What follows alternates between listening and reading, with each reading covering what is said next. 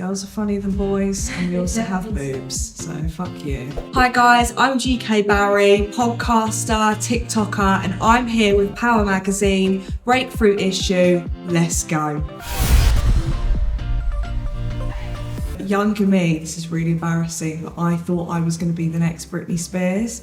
I'd perform in front of the mirror, like sexy dancing, slut dropping with my flat ass and no tits. So I think she'd be shocked that I'm doing a podcast, but I don't think she'd be shocked that maybe I was well known.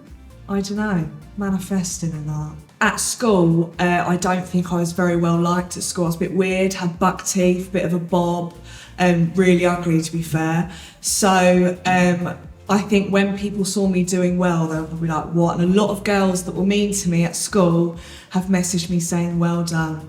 So your breath still stinks. Good luck to you. So my family originally thought it was a load of shite. They didn't believe it was going to last. I think a lot of my friends didn't either. I think they thought I was going to be like a one-hit wonder. But I'd say the first moment that I kind of saw the impact was I did a tour this February, and it was just really mental seeing the amount of people that actually were watching and supporting. Because when it's a number on a bit of paper, it's a bit different to actually seeing it in person.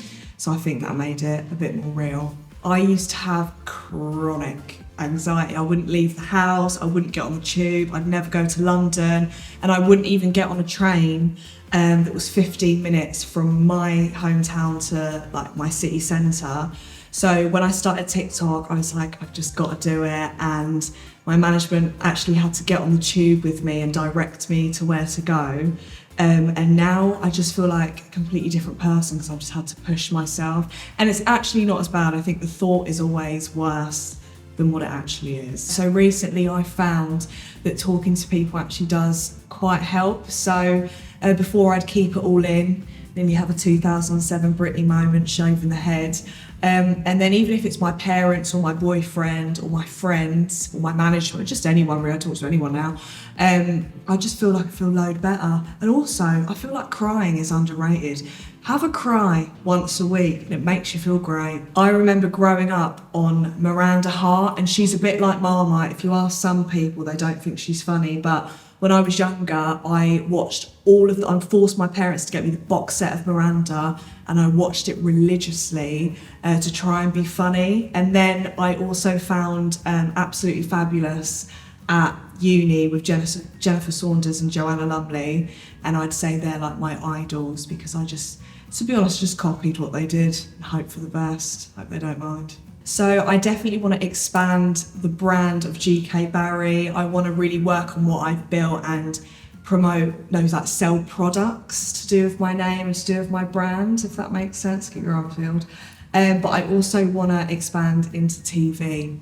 I feel like I could be Stacey Dooley, but just a bit more unhinged. I could do any documentaries. I feel like the one thing I've learned about myself with my podcast is I can put people at ease because I will 100% say something worse than they're about to say.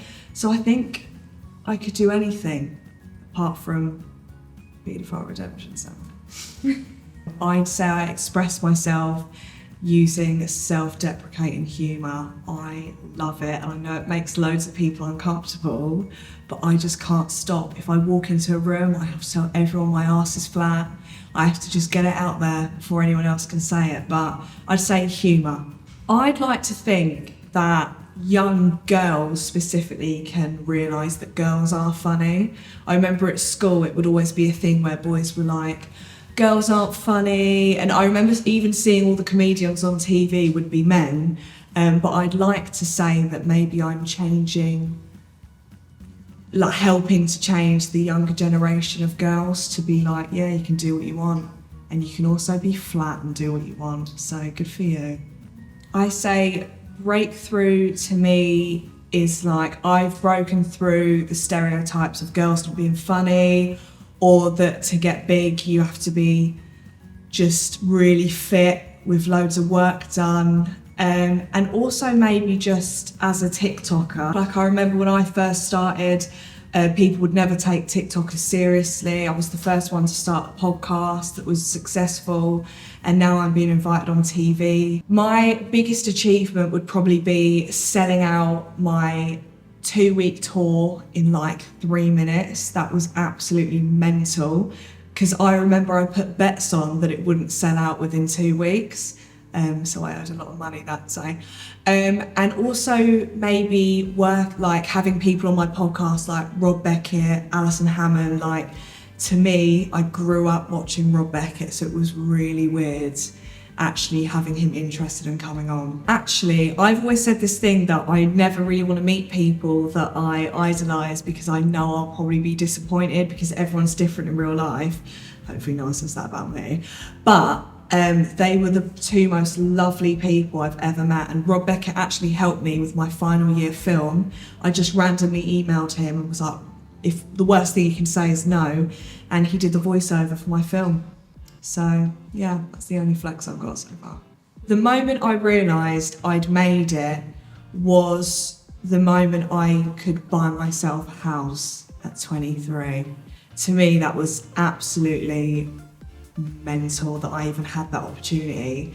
And also maybe just being recognised and people telling me their experience about how I've maybe helped them in situ. Because to me, I just upload a video about how, you know, I've accidentally had my thumb out all day by accident. But for some people, that bit of laughter can really make a difference in their life. So for me, I blew up quite quickly, and I've always been worried about how am I going to stay relevant? What if I fall off? Like what? I'm going to have to go back to Costa. I think having your fingers in a lot of pies, so the podcast, releasing different stuff that's relevant to your brand, I think is really important, because if one day everyone just deleted social media, what are you going to do then? I think it's really good to have just other outlets of money. Jesus Christ, my TikTok has been deleted 8 times. My Instagram was deleted once.